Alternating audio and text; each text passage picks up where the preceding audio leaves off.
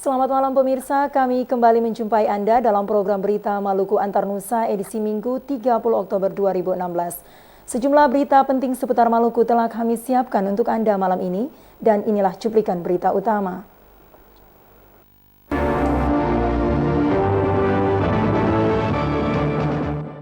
Penyakit stroke kini menjadi pembunuh nomor 1 di dunia. Pengelolaan tambang gas blok Masela mesti menyerap lebih besar tenaga kerja lokal.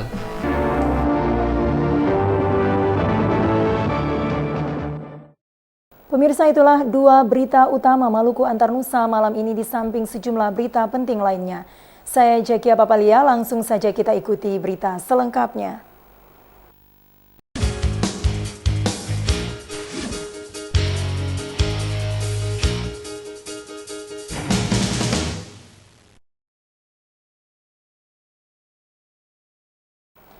Pemirsa, data Kementerian Kesehatan Republik Indonesia menyebutkan penyakit stroke kini menjadi pembunuh nomor 1 di dunia. Di Indonesia pada tahun 2015 tercatat lebih dari 250 orang meninggal dunia akibat penyakit stroke.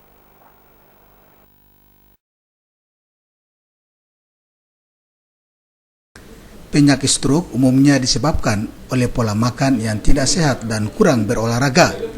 Untuk mencegah terjadinya penyakit stroke, Ikatan Dokter Indonesia Wilayah Maluku memberikan berbagai tips dengan menerapkan pola hidup sehat.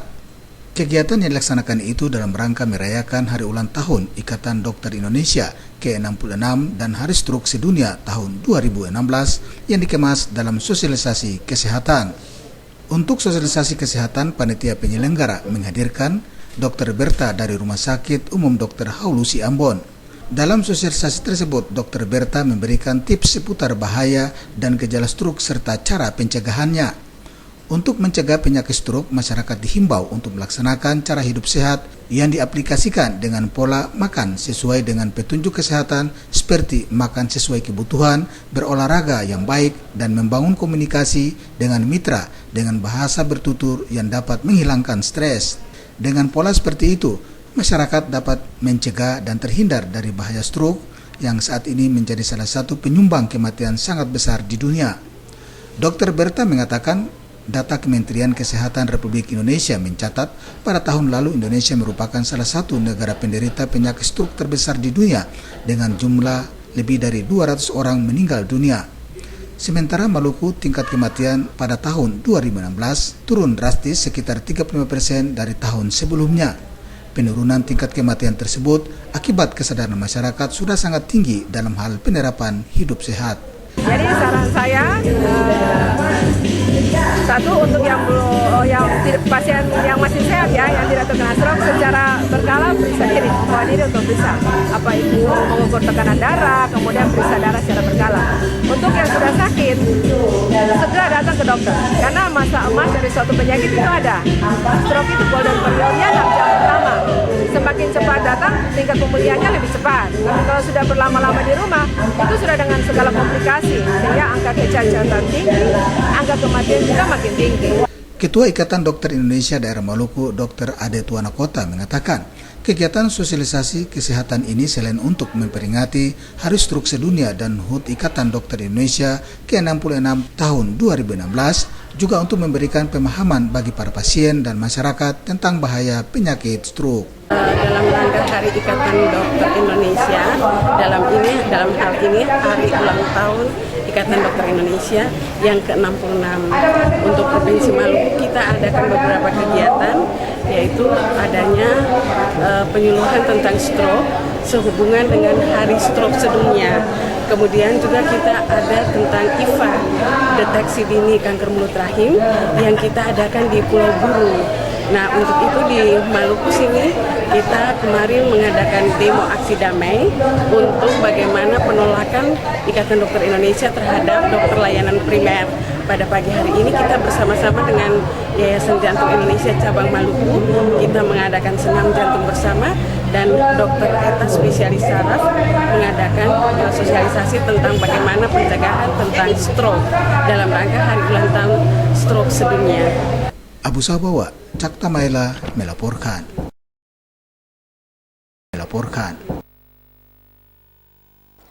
Pemirsa, Direktur Archipelago Solidarity Foundation Arso Angelin Patiasina mengaku Maluku mesti menagih janji Presiden terkait kelanjutan pengembangan Blok Masela maupun poros maritim. Serta menciptakan ruang dialog. Direktur Archipelago Solidarity Foundation Angelin Patiasina menyatakan janji Presiden terkait sumber daya manusia Maluku untuk pengembangan Blok Masela mesti ditindaklanjuti. Masyarakat Maluku mesti menagih janji Presiden yang pernah disampaikannya pada peresmian JMP beberapa waktu lalu di Ambon. Menurut Angelin Patiasina, peraturan Presiden terkait penetapan kilang di darat belum diikuti dengan Perpres yang mengikat. Ada sejumlah hal penting yang mesti diperjuangkan masyarakat Maluku terkait pengembangan Blok Masela, antara lain PI 10%, penyiapan SDM Maluku, maupun poros maritim yang tertuang dalam nawacita Presiden. Hal-hal yang sangat urgent untuk Maluku. Yang pertama adalah janji Presiden sendiri pada saat beliau ada di Maluku untuk sumber daya manusia. Sampai sekarang ini kan belum ada kelihatan tindakan-tindakan nyata yang mengarah ke situ. Hanya masih di dalam kata-kata, tapi belum ada. Apabila itu ditagih Kementerian Pendidikan Tinggi, selalu dikatakan uang tidak ada. Itu selalu begitu. Dan kemudian juga tentang Masela sendiri, Blok Masela 1, belum ada peraturan Presiden tentang kilang darat, itu satu. Sampai hari ini belum ada, dan itu harus ada. Nah, ini di dalam kita memperjuangkan Blok Masela ini ada 3 hal yang sebenarnya sangat penting. Satu, PI 10% Maluku. Yang kedua adalah local content itu sendiri. Dan ketiga adalah sumber daya manusia Maluku yang nanti akan ikut serta di dalam keberadaan Masela. 3 hal ini yang Menurut Angelin Patiasina, Inpex Corporation mesti didesak terkait komitmen mereka untuk mengakomodir SDM Maluku sesuai dengan yang direncanakan dalam POD atau Rencana Pengembangan Blok Masela. Masyarakat Maluku saatnya menyampaikan kepada Presiden terkait apa yang masih dibutuhkan Maluku. Nalkilatu Saule, Sarles Pelaman melaporkan.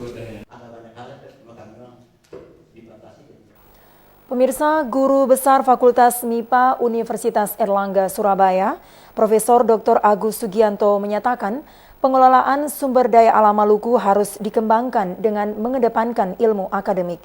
Hal itu penting agar pengelolaan sumber daya alam memberi manfaat bagi masyarakat dan tetap menjaga keseimbangan lingkungan.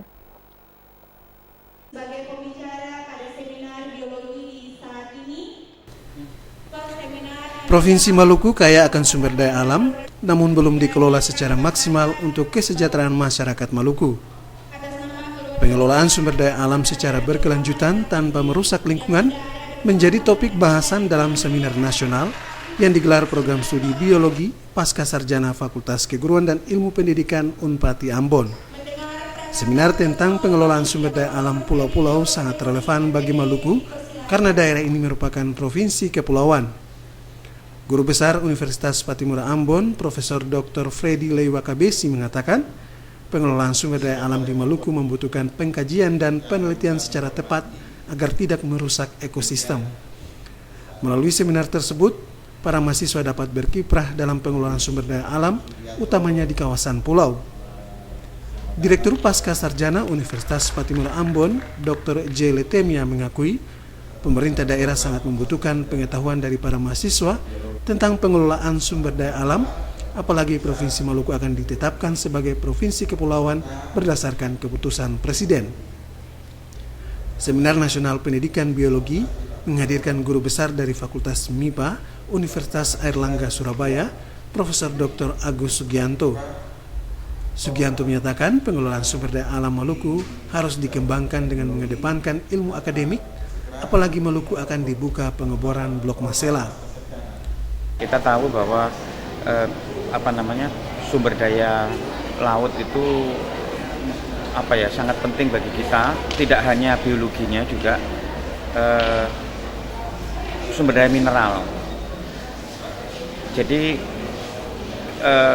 kegiatan ini untuk mensinergiskan supaya terjadi harmoni antara kegiatan, katakanlah ada kegiatan pengeboran minyak misalnya.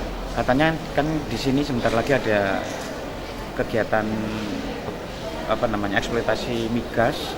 Jadi dia tetap bisa berperan, sementara perikanan di sekitarnya juga tetap bisa berlangsung. Jadi saya kira itu pentingnya tema yang akan dilakukan pada seminar pagi hari ini. Sugianto meminta para mahasiswa pasca sarjana Universitas Patimura Ambon terus melakukan penelitian melalui berbagai seminar. Panili Tahid melaporkan.